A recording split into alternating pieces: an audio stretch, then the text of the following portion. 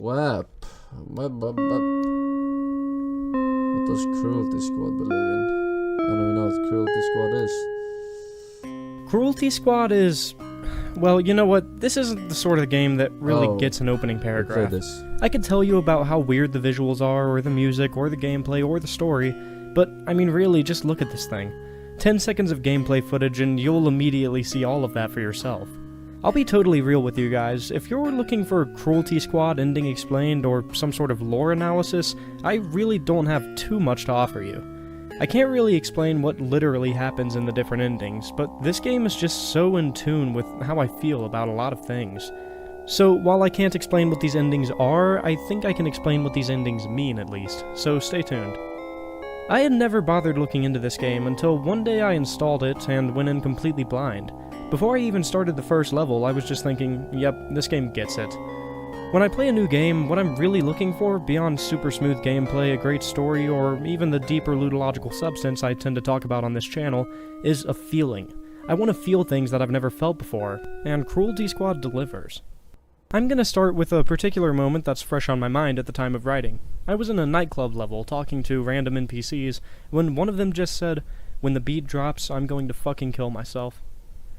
While this is exactly the kind of deadpan black comedy that fits perfectly in a game like this, it goes a bit deeper than that for me. A line like this is a perfect microcosm of what this game is really about for me, or at least what its main motif is. Cruelty Squad is, for me, halfway about this absolutely horrific corpo-dystopian future where all of existence has been commoditized, and halfway about, well, growing up, or more specifically, how mundane life can become as you grow up. I know that sounds weird and off-kilter and like I might just be pulling it out of my ass, but, well, welcome to Leadhead. Seriously though, while I can't speak for everybody, my experiences entering my 20s and slowly figuring out what the rest of my life might look like was something I was relating to this game the entire way through playing it. So let's go back to that line, "When the beat drops, I'm going to fucking kill myself." What on earth does that have to do with growing up? Well, it all starts with the third most inevitable thing in life: boredom. Me, I'm very much into the unknown. Hitting the second half of my teens, I started to see so many people around me talking about and preparing for their careers. They were already talking about what fields they were going to go into and what kind of a person they were going to be, like they already knew what the next 60 years of their lives were going to look like.